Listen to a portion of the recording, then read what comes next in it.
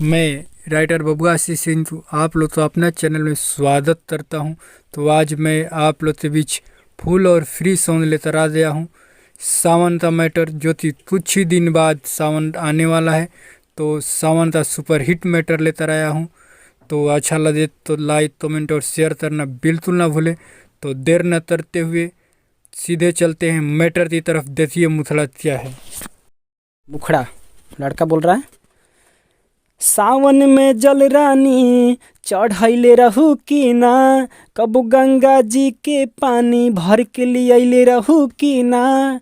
सावन में जल रानी चढ़ैले रहू की ना, कब गंगा जी के पानी भर के लिए रहू की ना।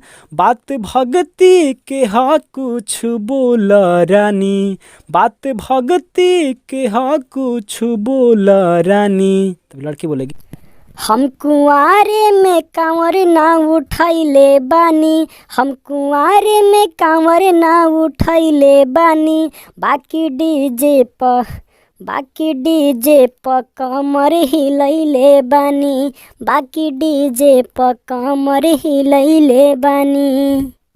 पहिलका अंतरा लड़की बोल रही है, सुनए राजा बाजी न बाजा, अब तो हो गईनी हम तोहार हो धन।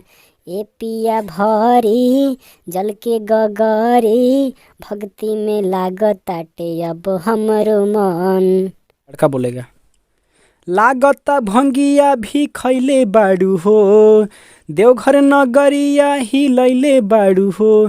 तोहरा नैहर में जाके पतियैले बानी, तोहरा नैहर में जाके पतियैले बानी। लड़की बोलेगी, हम कुंवारे में कांवर ना उठैले बानी, हम कुंवारे में कांवर ना उठैले बानी। बाकी डीजे प कमर हिलैले बानी हो, बाकी डीजे प कमर हिलैले बानी। दूसरा अंतरा लड़की बोल रही है, मान हो बतिया बदलल अदतिया, छूटल अब ना चल गावल नु हो। झूठे बतैला कबो ना गईला, के तो से ई सब बतावल नु हो। लड़का बोलेगा, खुद से न कांवर उठावत रहू, बबुआ आशीष के बोलावत रहू। आदेश साहिल से पाता लगैले बानी, आदेश साहिल से पाता लगैले बानी। हम कुंवारे में कांवर ना उठैले बानी, हम कुंवारे में कांवर ना उठैले बानी। बाकी डीजे प कमर हिलैले बानी, बाकी डीजे प कमर हिलैले बानी।